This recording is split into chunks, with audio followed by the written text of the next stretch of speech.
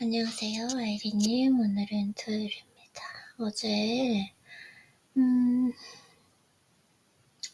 네, 좀 피곤했죠. 12시간 동안 하다가, 이제,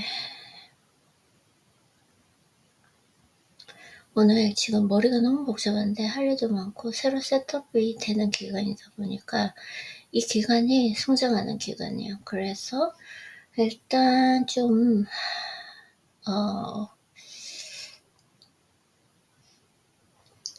깊이 생각하지 않고 일단 계속 오늘 해야 될 일을 해보도록 할게요. 자, 그래서 어제 되게 책이 너무 재밌었어, 그쵸? 자, 2주에 불과한 코어 기간에 들어가려면, 잠시만요, 음악을.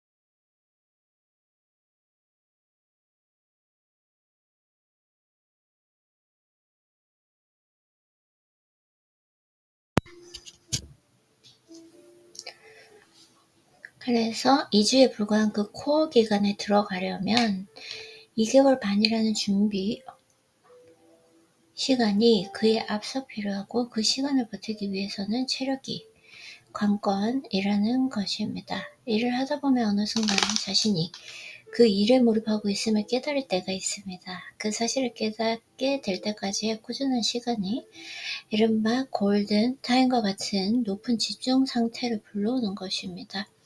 때에 따라서는 하루 동안에 그런 리듬 변화가 일어나기도 하지만 하루키처럼 수개월 단위의 리듬으로 사이클이 생기는 일도 있습니다. 이렇게 대단하신 분도 그 3개월로 끊어서 봤을 때 단 2주 그 기간을 위해서 계속 루틴을 하시는 거죠. 그래서 무엇보다 중요한 것은 언젠가 집중의 정점의 시간이 온다는 그 사실을 확신하는 것입니다. 그것을 확신하기만 하면 준비 기간을 거뜬히 견뎌낼 수 있습니다.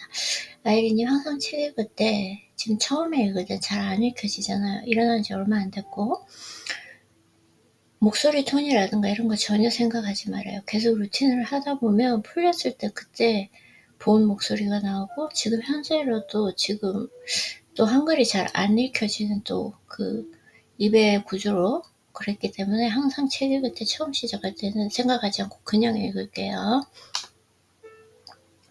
그래서 몰입 상태로 들어간다라고 하는 그 감각 운동을 해보면 훨씬 쉽게 느낄 수 있습니다. 몰입 상태는 다소 정도의 차이가 있겠지만 많은 사람이 경험하는 부분입니다. 특히 젊은이들은 몰입 상태에 들어가기가 비교적 쉽습니다. 그만큼 기력과 체력이 뒷받침하기 때문입니다. 그러나 다른 한편으로 생각하면 이렇게 몰입한다는 것 자체가 하나의 기술이기 때문에 거기에는 경험이 크게 작용합니다. 맞아요. 이제 계속 실력이 늘어요. 따라서 어떤 의미에서 보면 기력과 체력, 경험이 조화를 이루는 연령대야말로 진정 몰입의 한강기라고 할 수 있습니다. 좋아요. 그래서 일생 동안 높은 집중력을 꾸준히 유지하려면 특별한 노력과 연구가 동반되어야 한다. 특히 자신의 타고난 재능이나 능력에 비해 바라는 기대치가 크면 클수록 이러한 몰입을 우연한 사건처럼 기다리기보다는 능동적으로 기술화해야 합니다. 무라카미 하루키는 이러한 과정을 몰입에 들어가는 시스템으로 형식화하고 있습니다. 정점에 도달하는 그 감각과 그 시스템에 대해 하루키는 이렇게 표현합니다. 정확하게 말로 설명하기는 어렵지만 정확하게 말로 설명하기는 어렵지만 그런 감각이 없으면 소설은 재미가 없어서 마지막까지 쓸 수가 없어요. 뭐라가 그냥 몰입의 영역으로 들어가 버렸다는 느낌이라고 해야 할까요? 도박하는 사람들 중에는 다음에 어떤 패가 나올지 훤히 보인다는 사람이 있던데? 아, 그래요? 맞아요. 어차피 도박도 수학이니까요. 그와 비슷한 느낌인 것 같네요. 프로라고 자부하는 작가라면 누구나 그 상태로 들어갈 수 있습니다.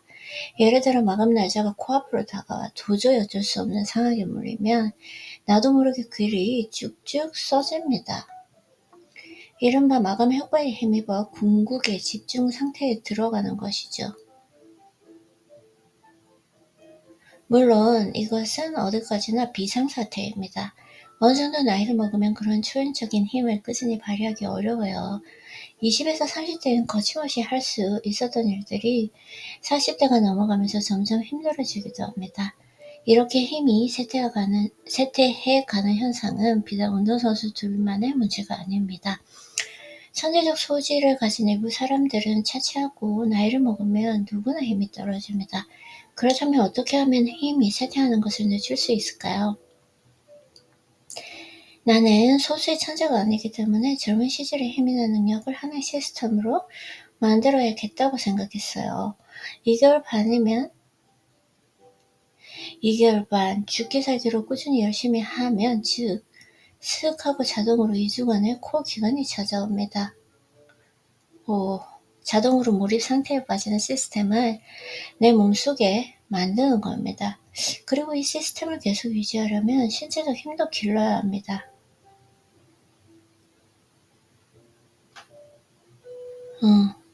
그래서 나는 달리기가 그리 힘들거나 고통스럽지 않아요.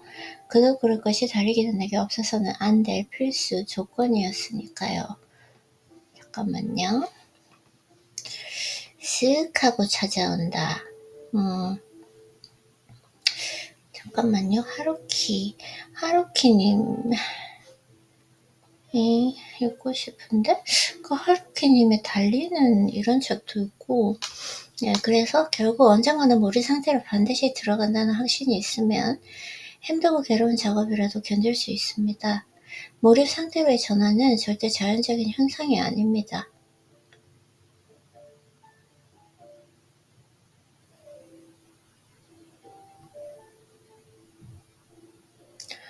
몰입의 경지에 도달하기까지 일련의 과정을 습관화하고 기술을 발전시키다 보면 자연스럽게 확신이 차오릅니다.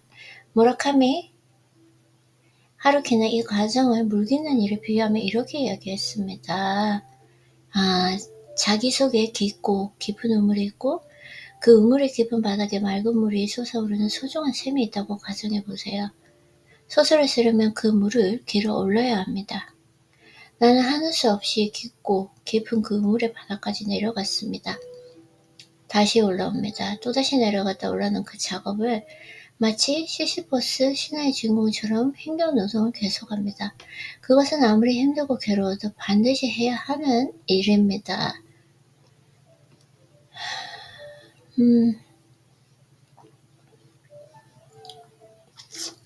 앞서 말한 2주의 코어 기간, 즉 몰입의 상태로 들어간다는 그 의미는 이제는 더 이상 깊은 글서가 오르락내리락 하지 않아도 되는 상태로 접어들었다는 뜻이에요. 일일이 바닥까지 내려가서 정보를 수집해 오지 않아도 내 몸이 순간 이동해버리는 것이죠. 일종의 부유 상태라고 할까요? 가려고 생각만 하면 어느새 쓱 하고 그곳에 가 있게 됩니다. 하지만 이렇게 초인적인 상태를 도달할 때까지는 하루도 빼놓지 않고 바지런히 우물 속을 드나들어야 합니다. 그것이 전제 조건이에요.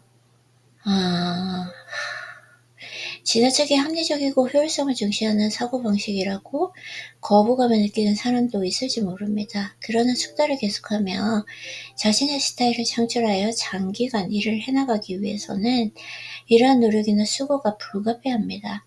설령 시스템이라는 말을 쓰지 않고 혼이나 의지라는 말로 바꾼다고 해도 몰입 상태에 들어가기 위해 힘과 노력을 해야 한다는 점에서 차이가 없습니다.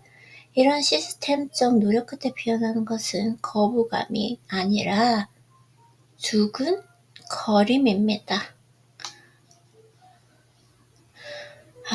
진짜 전부 하이라이트를 안 할 수가 없어요. 제가 하는 게 항상 설레이잖아요. 그래서 내가 오늘 다이어트 느낄 수 있을까? 도파민 스파이크 느낄 수 있을까? 이런 거. 자신만의 필살기를 만들어라. 지금까지 숙달을 위해서는 자신의 스타일을 만드는 과정이 중요하다는 점을 강조해 왔습니다. 이러한 과정이 동반되어야 하는 절대적인 이유는 인간이란 습관의 집합체이고 이러한 습관이나 버릇이라는 요소에서 벗어날 수 없는 존재이기 때문입니다. 따라서 그것들을 기반으로 자신만의 특기를 만들어 가는 것이야말로 가장 현실적이고 효율적인 방법이라 할 수 있습니다. 스타일은 신체성에 기반을 둔 개념입니다. 신체성. 누구나 그 사람이 하는 모든 일에는 본인의 신체적 특성이 연관이 되어 있습니다. 그러므로 하는 일들은 각기 달라도 그 본질을 들여다보면 서로 비슷비슷한 신체적 특성이 교차해 있습니다. 신체적 특성과 연관이 있다. 그건 맞아요. 자신에게 필요한 과제를 명확히 하고 본인의 생활 전반에 걸쳐 있는 신체적 특성을 고려하여 해당 과제를 수행하는 것, 이것이 스타일 구축의 기본적인 원칙이며 본격적으로 숙달의 보편적 원리를 터득하는 방법입니다. 본인의 신체적 특성을 무시한 채 그 영역의 고유한 기술을 몸에 익히면 막상 영역이 달라지거나 상황이 바뀌었을 때 애써 익힌 그 기술을 직접적으로 활용할 수 없습니다. 그러나 자기 신체성을 고려하여 본인의 방식대로 일관된 변형을 통해서 제대로 익혀두면 그 변형은 다른 영역의 일에도 긍정적인 영향을 끼치게 됩니다.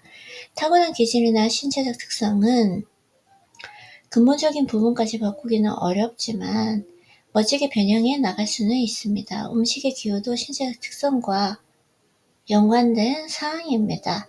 사람이 성장하면 식성도 달라질 뿐만 아니라 수용할 수 있는 음식의 범위도 넓어집니다.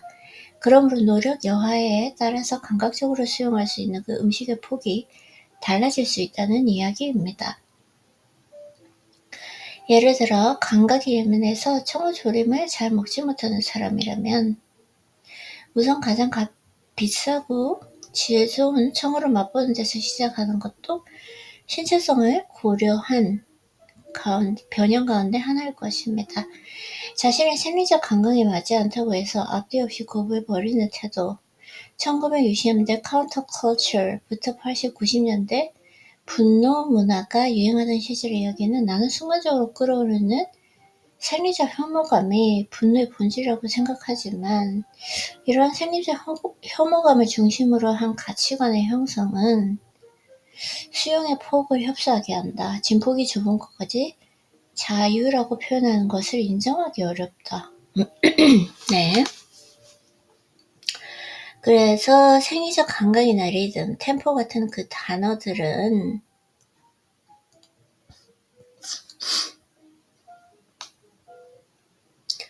신체에 직접적인 영향을 끼치는 개념이기 때문에 생리적인 감각, 리듬, 템포 같은 단어들은 신체에 직접적인 영향을 끼치는 개념이기 때문에 평생 바꾸기 힘들 것으로 생각하는 경향이 있습니다. 그러나 실제로는 그런 부분도 얼마든지 변형할 수 있고 폭도 높여갈 수 있는 속성을 가졌습니다.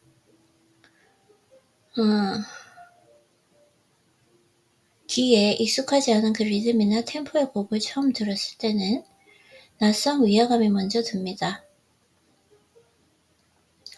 하지만 몇 번 반복해서 듣다 보면 자신도 모르는 사이에 그 리듬과 템포를 몸에 받아들이게 되는 경험을 해본 적이 있을 것입니다. 더 나아가 적극적으로 그 곡의 리듬과 템포를 즐기게 되면 자신의 몸속에 해당 리듬이나 템포가 이거 알겠는데요. 저 지금 하루키님의 책을 읽고 싶은 것 같아요. 그게 무슨 말인지 알겠는데 그쵸? 이 책도 너무 좋은데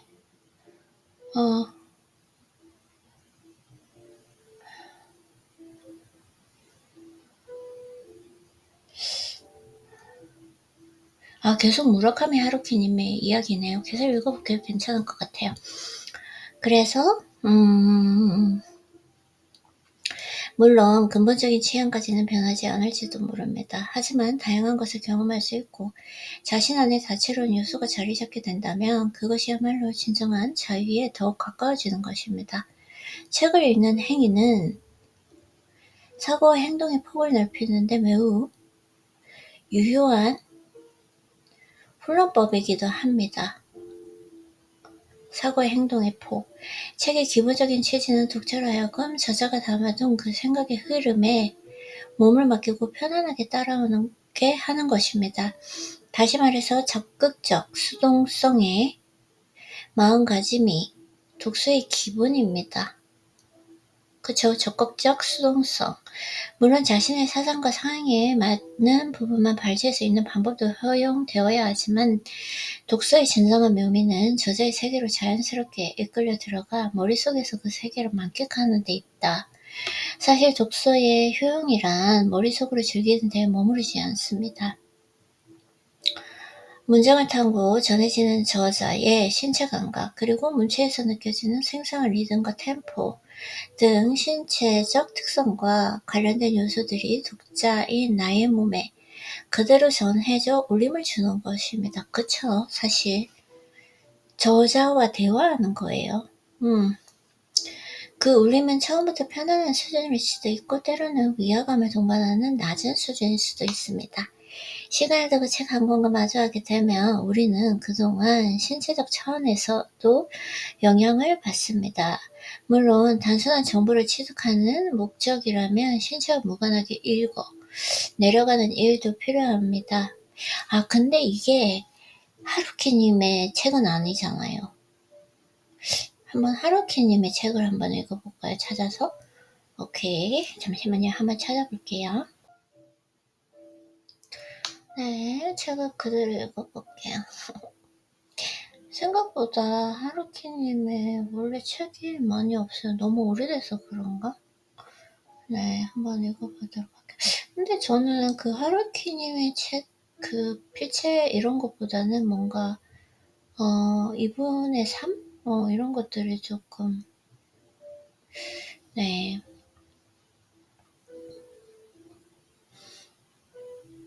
그래서 독서, 그 저자와 대화하는 거고요. 그래서 시간을 두고 책 한 권과 마주하게 되면 우리는 그동안 신체적 차원에서도 영향을 받습니다.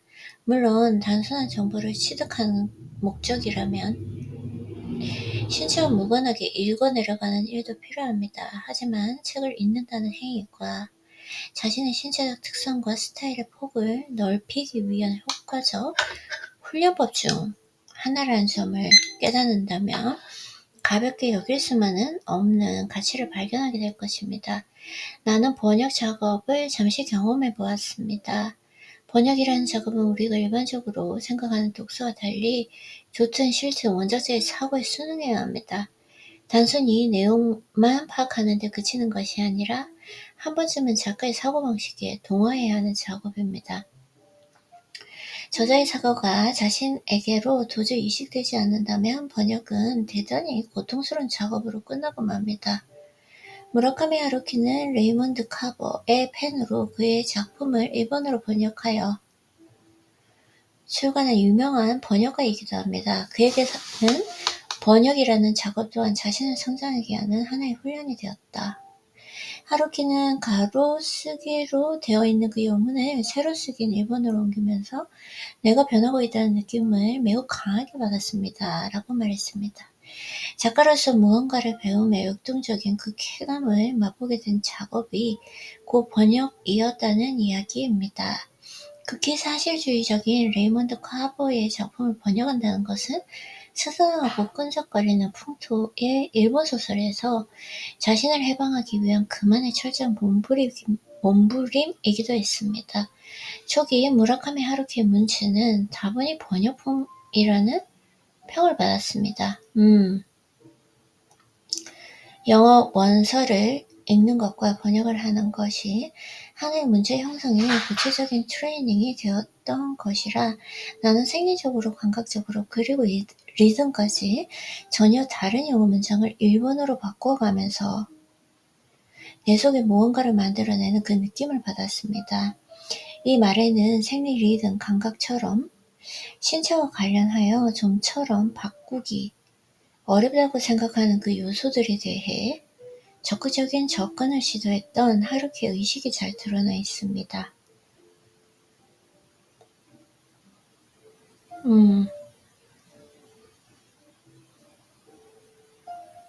모든 것을 교체한다는 것에 대해서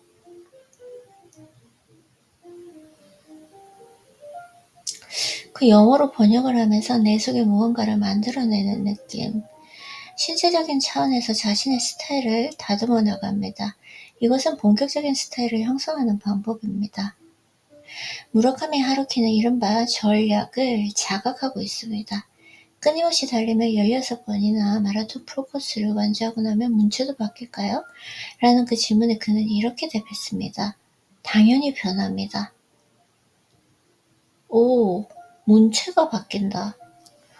이 질문, 이 전략을 모든 것은 교체한다는 것에 대해서 당연히 변합니다. 몸매도 바뀌고 달리는 폼도 바뀌고 문체도 달라져. 확실히 내가 아침에 일어났을 때는 이 발음 자체가 영어인 것 같아요. 그렇죠? 물론 식생활도 달라지죠. 모든 것이 변합니다. 그건 당연한 이치예요. 예를 들면 호흡법의 경우도 그렇습니다. 한참을 달리면 호흡 패턴과 리듬이 자연스럽게 달라져요. 호흡. 한참을 달리면 호흡 패턴과 리듬이 자연스럽게 달라져요.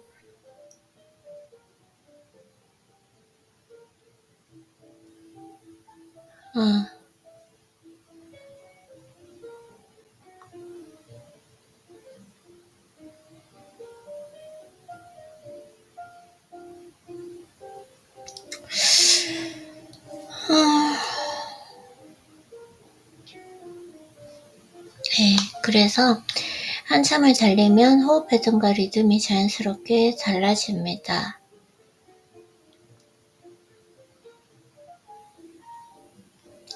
숨이 길어지는 거죠. 지금 세상에 너무 막 하고 싶은 게 많아서 아이디어가 오케이. 한참을 달리면 호흡 패턴과 리듬이 자연스럽게 달라집니다. 맞아요. 숨이 길어지죠. 그쵸? 그렇게 되면 문장 호흡도 길어집니다. 대개 한 사람이 10년 동안 하는 일이라는 것은 모두 비슷해요. 달리기도 마찬가지죠. 식사도 글을 쓰는 것도 그런 것들도 모두가 연관되어 있어요. 달릴 때 쓸데없이 힘을 너무 써버리면 금방 숨이 차요. 나 운동할 때 너무 힘썼어. 그 사실을 알고 나면 글을 쓸 때도 불필요한 에너지 낭비는 자제하게 된다. 죄송해요. 나 벌써 그냥 다이어트 플랜이 너무 뿜뿜해요, 진짜. 나 너무 좋은데?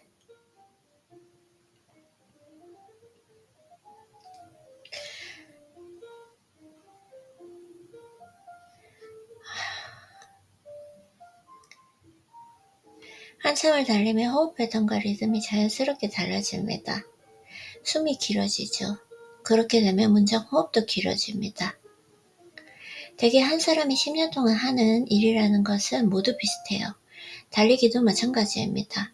식사도 글을 쓰는 것도 그런 것들 모두가 연관되어 있어요. 달릴 때 쓸데없이 힘을 너무 써버리면 금방 숨이 차요. 그 사실을 알고 나면 글을 쓸 때도 불필요한 에너지 낭비는 자제됩니다. 그쵸? 바람의 노래를 들어라의 문체와 태워가는 새의 문체를 비교해보면 확실하게 느낄 수 있을 거예요. 확실히 후자가 호흡이 길어져 있습니다. 그리고 신축성도 상당히 좋아져서 예전엔 뚝뚝 끊겼는데 요즘은 일종의 점성 같은 것이 생긴 느낌입니다. 이것이 내 호흡법과 마찬가지로 20년 전과 지금과는 전혀 다른 것이죠.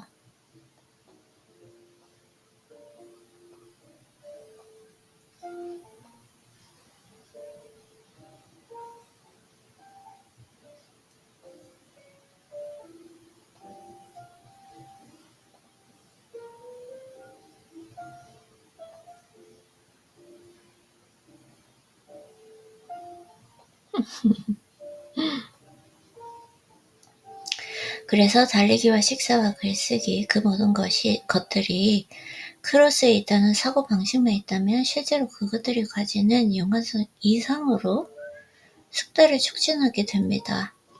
달리기와 식사와 글쓰기 그 모든 것들이 크로스에 있다는 사고방식이 있으면 맞아요. 운동, 다 글쓰기 상관이 있죠. 실제로 그것들이 가지는 연관성 이상으로 숙달을 촉진하게 됩니다.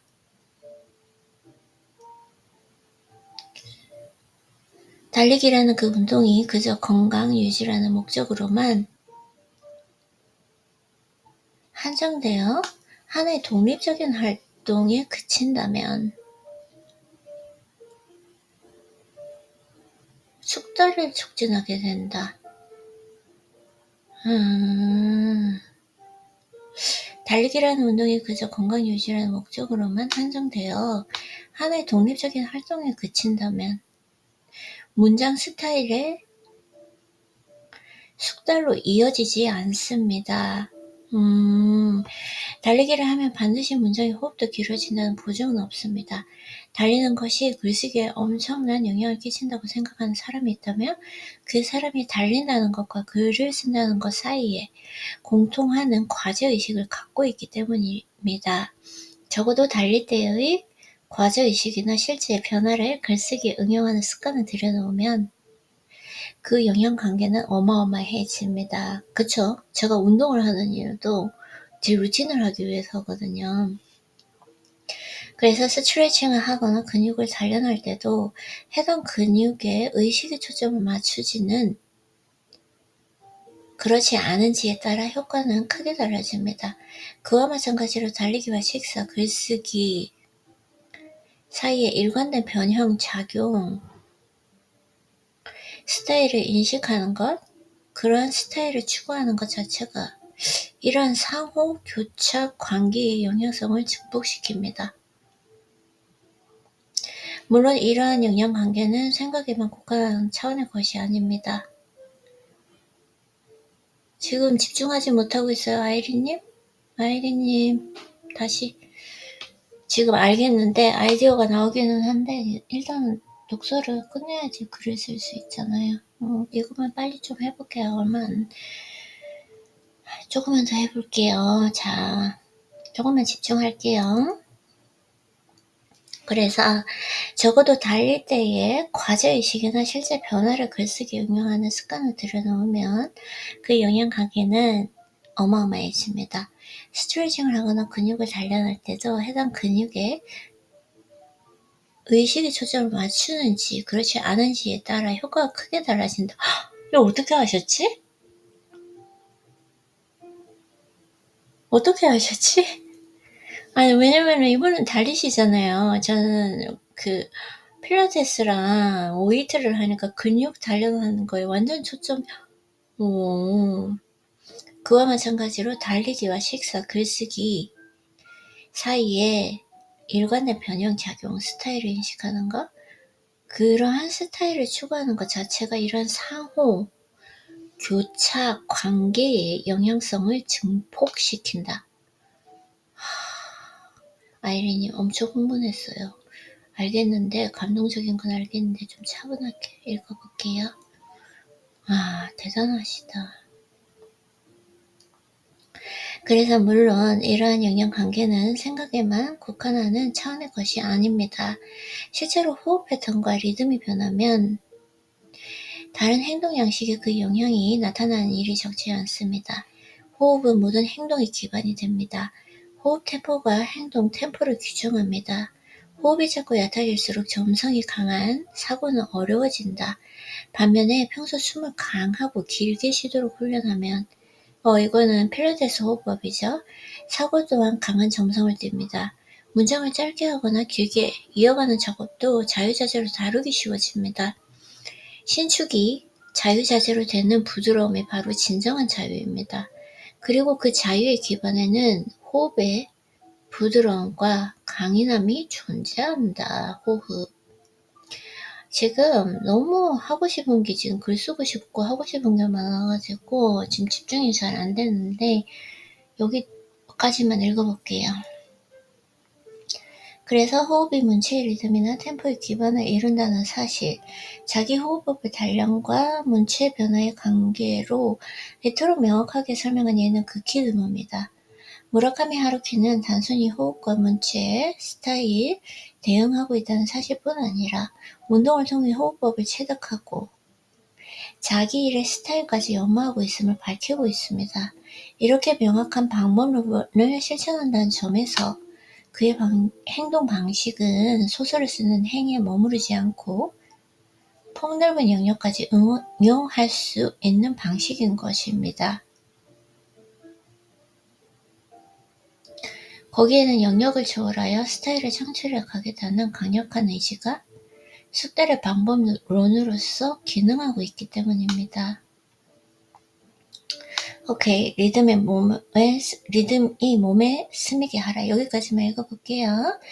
하루키가 달리기를 습관화하기 이전의 작품인 바람의 노래를 들어라는 점성없이 건조하고 짧은 문체. 지금의 문체가 달리기를 통해 만들어진 문체라고 한다면 그 짧은 문체는 어디에서 온 것이냐는 물음에 그는 이렇게 대답했습니다. 뭐라고 대답하셨을까요? 그 짧은 문체, 날것의 문체잖아요. 그건 분명히 재즈에서 왔을 겁니다. 당시에는 음악의 도움을 많이 받았어요. 그제는 재즈 카페를 운영하고 있었기 때문에 아침부터 밤까지 볼륨을 크게 올리고 종일 재즈에 취해서 살았습니다. 4피트, 8피트, 16피트 리듬 전부가 몸에 스며들 정도였어요. 아마 그 느낌을 유용해서 문장을 썼던 것 같습니다. 그 시절의 음악들은 지금까지도 내 속에 스며 있어서 가끔 꺼내 사용하곤 해요.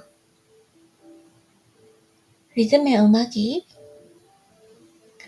완전히 몸속에 스며든 것이죠. 글을 써놓고 이 문체는 엘빈 존스, 이건 토니 윌리엄스 하면서 말이죠. 말하자면 글도 사람과 같거든요. 음악을 이용해서 글을 씁니다. 이 유용이라는 표현이 참 재밌습니다. 음악을 듣는 것과 글을 쓰는 것 사이에는 직접적인 연관이 없습니다. 이 두 가지를 서로 이어주는 것이 있다면 그것은 리듬뿐입니다. 평상시에는 다른 카테고리로 분리된 활동을 몸에 스며든 리듬감이 이어주고 있는 것입니다.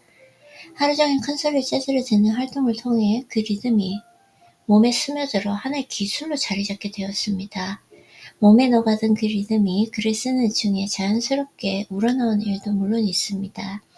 하지만 자연스럽게 흘러나온 그 리듬을 이용하여 기술로 증폭시킨 부분에서 그의 재치와 학관 과제의식을 엿볼 수 있습니다. 무라카미 하루키는 노르웨이 숲의 후기에서 비틀즈라는 앨범을 무려 120번 이상 반복해서 들으며 글을 썼다고 죄송해요. 수료했습니다. 그는 음악을 들으며 기분 전환을 하는 수준이 아니라 그 음악의 리듬을 몸에 스미게 하여 스며든 리듬을 동력 삼아 문장의 스타일을 만듭니다. 여기에서 핵심은 리듬을 몸에 충분히 스미게 한다는 점입니다. 일을 하다 보면 엄청난 몰입감에 몸을 맡기는 경우가 있습니다. 맞아요. 일이 잘 풀리거나 중요한 요령을 터득했을 때의 감각을 되짚어보면 자기 몸의 리듬과 템포가 그 일의 최적인 리듬과 템포가 딱 맞아떨어지는 그 순간이라는 점을 깨달을 수 있습니다. 신체의 리듬과 일의 리듬이 정확하게 부합하는 그곳에 숙달의 비결이 있다. 리듬,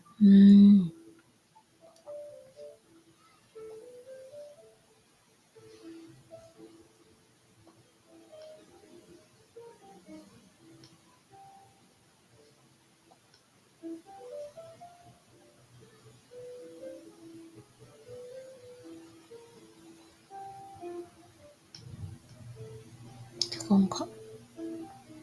잘 모르겠어요.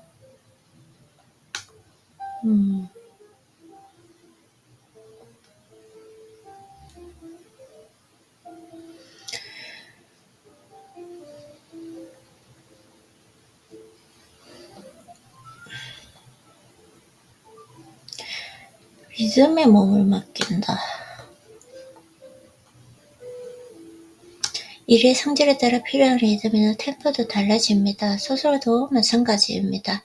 같은 사람이라도 앞으로 쓰려고 하는 소설이 어떤 성질의 것인지, 어떤 스타일의 소설인지에 따라 몸에 스며드는 음악에 어울리는 리듬도 변하기 마련입니다. 장르를 초월한 숙달의 보편적 논리가 있다고 한다면 그 가운데 하나가 바로 신체 리듬입니다. 좀 더 정확하게 말하면 신체 리듬과 일의 리듬을 일치시켜 나가는 기술입니다.